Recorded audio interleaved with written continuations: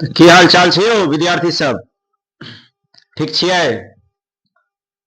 कहल जाइ छै कि अहाँ काज करैत रहियौ, प्रयास करैत रहियौ, आ जे देबऽ के छै ओ ऊपर वाला देथिन।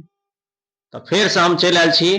2-3 दिन में बीच में जे छै से वीडियो नहीं आयल छल, तो फिर हम आइ एलहुं हैं और अहाँ सबके आइ हम पर्यावरण जे पाठ अछि एहि पाठ के भी लघु उत्तरीय आ दीर्घ उत्तरीय पढ़ायब। जबरदस्त पाठ छै आ सबसे बेसी एही पाठ से प्रश्न पूछल जाय छै। तो आओ आगू चले छी पर्यावरण दिस, पर्यावरण पाठ के पढ़ लेल। ठीक छै?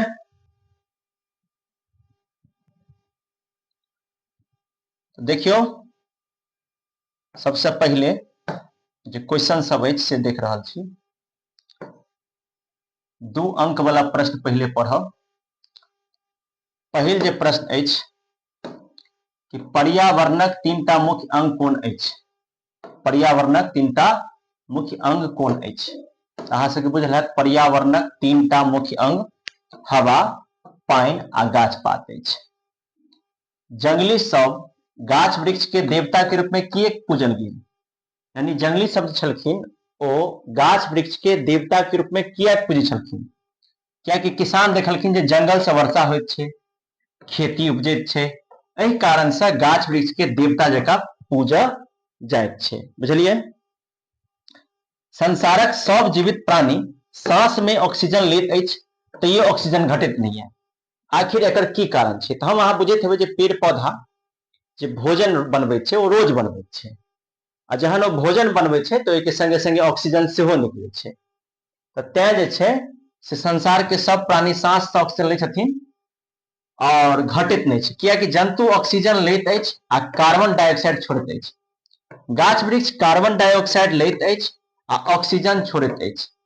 एहि कारणे वातावरण में ऑक्सीजन मतलब ऑक्सीजनक कमी नहीं होइत अछि। अब अहाँ सबके हम 3टा अखन प्रश्न पढ़ेलहुं हैं, पॉज कऽ दै छी, अहाँ सब लिख लिअ। आब तेसर के बाद चारिम देखियो, 4, 5, 6, 7। तो पहले 4 देखे छियै। देखो 4 में की छै कि आब नदीक जे छै से पानी अशुद्ध किए कहल जाइए? आब नदी के पानी अशुद्ध किए कहल जाइए? ई प्रश्न अछि। बुझलिए? ई की अछि? तऽ प्रश्न अछि अपन सबके। तो किया कहल जाइ छै से देखियो, बतबै छी। आब नदीक में जे पानी अछि से गंदगी आ कारखाना गदोष गिरैत अछि। गदोष मने जे कारखाना के अंदर जे गंदगी सब छै ओ पानि में बहैत छै जाकऽ। एहिसँ नदी के पानी दूषित भऽ जाइत अछि। एहिसँ की भऽ जाइत छै? तऽ नदी के पानी दूषित भऽ जाइत अछि। एहि कारणसँ जे अछि से आब नदी के पानी अशुद्ध भऽ गेल अछि। मनुख आ जीव जंतु के गाछ वृक्ष से अन्योन्याश्रय संबंध कोना अछि?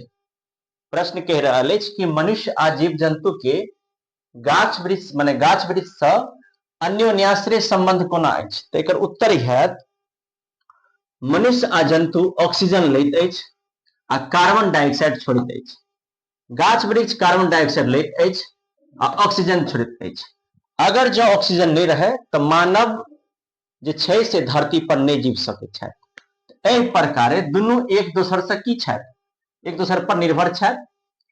तें मनुख आ जीव जंतु के जे छै संबंध जे होइ छै गाछ वृक्ष से, तेकरा कहल जाइ छै अन्योन्याश्रय संबंध।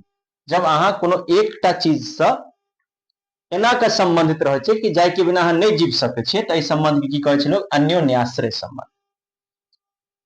अब छठा सातवां देखियो। छठा सातवां में छै कि पर्यावरणक अभिप्राय लिखू। पर्यावरणक अभिप्राय लिखू।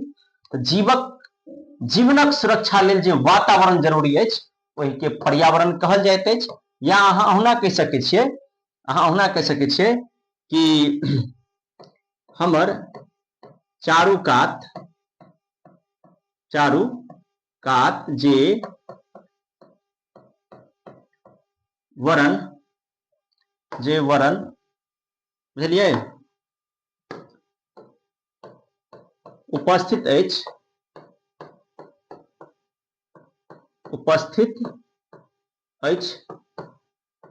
ओहि के पर्यावरण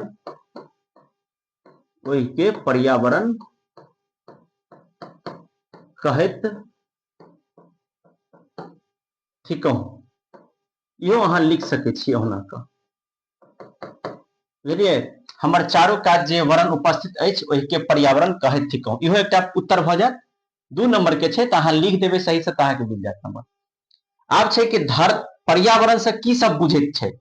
धरती, हवा, पानि, गाछ पात आ जीव जंतु सब मिलकर जे वातावरण बनेने अछि ओहि के पर्यावरण कहल जाइत अछि। आ सभक जीवन आ स्वस्थ पर्यावरण पर निर्भर अछि। तऽ पर्यावरण से की बुझैत अछि तऽ लोगक जे छै ई कनि प्रश्न अहाँके भऽ गेल। ई जे पर्यावरण ककरा कहल जाइ छै से अहूठाम छै भऽ गेल, पर्यावरण ककरा कहल जाइ छै से अहूठाम भऽ गेल 2 बेर। ई जे प्रश्न यऽ कि पर्यावरण से की बुझैत छियै तो दुनू में अहाँ की उत्तर लिख सकै छी। मतलब पर्यावरण से की बुझैत छियै आ पर्यावरण अभिप्राय लिखू, दुनू एक एक क्वेश्चन भेल अहाँ सबके, दुनू के उत्तर सेम भऽ जेतै। जे अहाँके बढ़िया लागे से अहाँ उत्तर लिख सकै छियै। धरती, हवा, पानि, गाछ पात आ जीव जंतु सब मिलकर जे वातावरण बनैत अछि ओहि के पर्यावरण कहल जाइत अछि। सभक जीवन आ स्वास्थ्य पर्यावरण पर निर्भर अछि, माने सबके जीवन जे छै एकटा स्वास्थ्य पर्यावरण कहे के मतलब भेलै जे एहन पर्यावरण जे एकदम स्वच्छ होइ। स्वास्थ्य के जगह पर अहाँ सब की लिखब? स्वास्थ्य के जगह पर एहिठाम जे छै से स्वस्थ लिखू, बुझलियै। स्वस्थ, स्वच्छ लिखू, स्वच्छ पर्यावरण पर निर्भर अछि। तो 6ठा भऽ गेल, 7वां भऽ गेल। 6ठा में यह उत्तर लिख देबै, बुझलियै। आ 7वां में ई वाला जे उत्तर अछि से भऽ जायत 1 नंबर। अब अहाँ सब एकरा एक बेर जे छै से पॉज कऽ दै छी ऊपर से, अहाँ सब देखियौ। चौथा पॉज कऽ के लिख लिया, 5वां, 6ठा, 7वां एकरो पॉज कऽ के लिख लिया। आब चलै छी अगला क्वेश्चन दिस। देखियौ 5 अंक, 5 अंक में छै कि वनक उपयोगिता पर अपन विचार प्रस्तुत करू। देखियौ वन जे होइ छै से संपूर्ण संसार लेल अत्यंत उपयोगी होइत अछि। वन से पर्यावरण के रक्षा होइत छै। सब के बुझैत हेबै वन है तो हम है। कि एक तऽ गाछ वृक्ष कार्बन डाइऑक्साइड लैत अछि आ ऑक्सीजन छोड़ैत अछि। ई बात कए बेर भऽ गेल, जे हमर जीवन लेल जरूरी अछि। वायुमंडल जै धर मतलब जा धरि ऊपर में वायु रहै छै तकरा कहै छै वायुमंडल। वायुमंडल शुद्ध करैत अछि के? गाछ वृक्ष। आ प्रदूषण कम के करैत अछि? गाछ वृक्ष। वन से की होइ छै तऽ वर्षा होइ छै। किया तऽ वन बादल के की करै छै? अपना ओर आकर्षित करै छै। आ स्वच्छ जल के आपूर्ति सेहो कराबऽ लेल वर्षा जहन हेतै तहने जे छै से जल उपलब्ध हैत अपना सबके। तऽ पानि लेल सेहो जरूरी छै। वातावरण जहने साफ हेतै तऽ प्रदूषण कम हेतै, आ प्रदूषण कम हेतै तऽ जल सेहो स्वच्छ भेटत अपना सबके। एहिसँ खेती बाड़ी में सेहो उपज बढ़ैत अछि। कथीसँ? तऽ वनसँ। चूंकि वनसँ ही ने वर्षा होइ छै यौ। जीवनक आधार बनैत अछि। गाछ वृक्ष बिना जीवन के कल्पना केनाइ असंभव। गाछ वृक्ष नहीं रहत, वर्षा नहीं हैत, खेती नहीं हैत, भूखले मरि जायब। हवा के बिना जीनाइ दुर्लभ भऽ जायत। तऽ मानव आ जीव जंतु दुनू के लेल वायु जल आ भोजनक सुरक्षा लेल वन पर निर्भर रहबाक पड़ैत छै मानव के। और एहन कारण से वन के उपयोगिता अनंत अछि और वन से अनेक रास लाभ अछि। ई अहाँ सब लिख देबै। आ प्राचीने काल से जे मानव के जन्म भेल तऽ वने से शुरुआत भेल मानव के, बुझलियै। अहाँ ई प्रश्न के उत्तर अहिना के लिख लेब। आब देखियौ एक बेर पॉज कऽ दै छी, पढ़ि ली 1-2 बेर बढ़िया से। बहुत आसान भाषा में छै, एतेक इजी लैंग्वेज में छै कि कोनो बच्चा पढ़ि के आराम से लिख सकै छै यौ। और देखियौ एतेक जबरदस्त तैयारी हम मैथिली के करवा रहल छी, अहाँ सब सपोर्ट नहीं कर रहल छी, अहाँ सब लाइक नहीं करे छियै, सब्सक्राइब नहीं करे छियै, कमेंट नहीं करे छियै, बड़ा तकलीफ है यौ। अहाँ सब प्लीज रिक्वेस्ट करै छी कम से कम लाइक कऽ दियौ, कमेंट कऽ दियौ, शेयर कऽ दियौ ना किछु विद्यार्थी धरि, 10वां धरि। अब चलू आगू चलै छी। वातावरण लेल वृक्षक महत्व अथवा पहिने पौधा रोपणक उद्देश्य लिखू। तऽ भाई साहब अखनो फेर वएह क्वेश्चन छै। पहिने लोक वृक्ष के महत्व खूब बुझै छलखिन, ओहि कारणे गाम घर में नजीक लोक खूब गाछ लगबैत छलाह। लेकिन लोकक विश्वास छल जे एकटा वृक्ष लगेला से 10टा पुत्र के मने पुण्य भेटैत अछि। पहिलुका जे लोक रहथिन गाम घर के से बहुत गाछ वृक्ष लगबै छलखिन। बहुत रास जे छै से पूजा पाठ गाछ वृक्ष के चलैत छल। लेकिन आब धीरे धीरे जेना जेना आधुनिक युग के शुरुआत भेल, लोग ततेक स्मार्ट बनि गेलखिन, सुख सुविधा में चलि गेलखिन जे गाछ वृक्ष के लेल किनको ध्याने नहीं दऽ रहल छथिन। और पहिले ई कहल जाइ छलै कि एकटा गाछ जे होइ छै से 10टा बेटा के समान होइ छै। तऽ 10टा पुत्रक पुण्य भेटैत अछि। गाछक उपयोग जीवन हर क्षेत्र में होइत अछि। लकड़ी से घरक दरवाजा, खिड़की, चौकी, संदूक, लाठी, भाला, खुरपी, हाँसू, कोदारी सब सामान बनैत अछि। कथी से? तो गाछे से लकड़ी से घर के दरवाजा बनते अछि, खिड़की बनते, चौकी बनते, संदूक बने, लाठी भाला खुरपी। आग जलावे, रोटी पकावे आ जारने के काज में, जारन माने बुझे छे, गाम घर में चूल्ही में लकड़ी के जारन होइ छे, तकरे कहै छे जारन। एहि काम में लकड़ी के जरूरी रहै छल। जरेला के बाद लकड़ी के की बना देल जाय छल? कोयला। देखियो कतेक उपयोग में लबै छलखिन, मतलब सबसे पहले तो लकड़ी के कतेक उपयोग, लकड़ी के जरेला के बाद ओकर कोयला बना के काज अबै छल। दिया सलाह या पेंसिल तक गाछ वृक्ष से बनैत अछि। आ ऑक्सीजन, सबसे महत्वपूर्ण ऑक्सीजन के आपूर्ति होइ छै सेहो कतऽ से होइत अछि? गाछ से होइत अछि।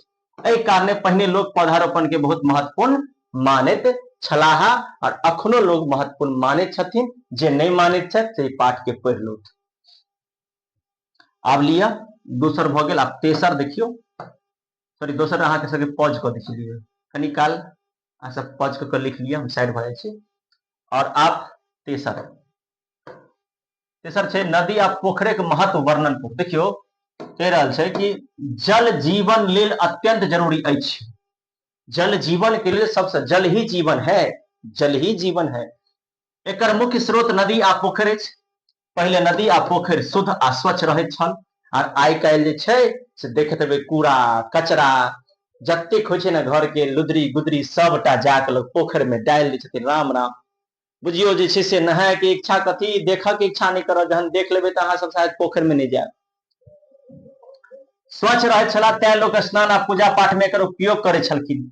मिथिला में पोखरि आ इनार के खुनब एकटा प्रतिष्ठा के काम, जिनका सबके इनार रहै छलनि दरवाजा पर, आ पोखरि वो एकटा प्रतिष्ठित आदमी समाज में रहै छलखिन। हुनकर वर्चस्व, मतलब वर्चस्व नहीं कह सकै छियै, माने ख्याति प्राप्त व्यक्ति हुनका कहल जाइ छलनि समाज में, प्रतिष्ठित लोग मानल जाइ छलखिन। किनका होता, जिनका होता पोखरि छलनि, या पहले लोग स्नान पूजा पाठ सब किछु पोखरि में करथिन। कपड़ा आब तऽ ततेक अशुद्ध छै भऽ गेल जे जाय के नहीं इच्छा करैत रहै छै। कतेक राजा महाराजा सबके नाम एही कारण से प्रसिद्ध अछि। कतेक राजा महाराजा के नाम होइ छलनि, फलना राजा के एते बड़का इनार छै, एतेक बड़का पोखरि सब छै, आ राजा सब विशाल पोखरि सेहो बनवेलखिन। मुदा आब नदी आ पोखरि दूषित भऽ गेलै। सही बात अछि, आब जे नदी सब अछि से बिल्कुल दूषित भऽ गेलै छै, बुझलियै? दूषित भऽ गेलै कारखाना के गंदगी आ गदोस। गदोस मने तऽ कहबे केलहुँ हैं, कारखाना से निकले वाला अपशिष्ट पदार्थ, गंदगी, ओ सब जे छै से नदी में खसि रहल अछि। आ ओके पानी जे छै से जहरीला भऽ रहल अछि। कथी के पानी? तऽ ओ जे छै से कारखाना से जे निकलि के जे अबै छै अथी कचरा, तऽ नदी के पानी के जहरीला बना रहल छै। गंगा सन पवित्र नदी के सेहो लोग सब प्रदूषित कऽ देलखिन। जल जीव जंतु आ वनस्पति सभक जीवन लेल जरूरी अछि। कथी? तऽ जल। देखियो जल जीव जंतु वनस्पति सबके लेल जरूरी अछि। तें नदी आ पोखरक स्वच्छता पर हमरा अहाँ के विशेष ध्यान देल जयबाक चाही। और ताहि के लेल एकटा स्वच्छ भारत मिशन सेहो चलै छै, जाहिमे देखैत हेबै एना के चश्मा गांधी जी के, एक तरफ लिखल रहे छै स्वच्छ, एक तरफ लिखल रहे छै भारत। ऐसे की सिखलिए? जेम्हर स्वच्छ छै तेम्हर भारत नहीं, जेम्हर भारत छै तेम्हर स्वच्छ नहीं। चलू एकटा ही जोक छै, चलू कोनो बात नहीं। अहाँ सब बढ़िया से एकरा कऽ लिय कंप्लीट, पॉज कऽ दै छी, देख लियो। और अहाँ सब बताओ कि केहन लागल। लेकिन अहाँ सब सपोर्ट नहीं करे छियै तऽ हम हार मान जाइ छियै, बुझलियै? अहाँ सपोर्ट करियो, शेयर करियो दबा कऽ। धन्यवाद। जय मिथिला, जय मैथिली।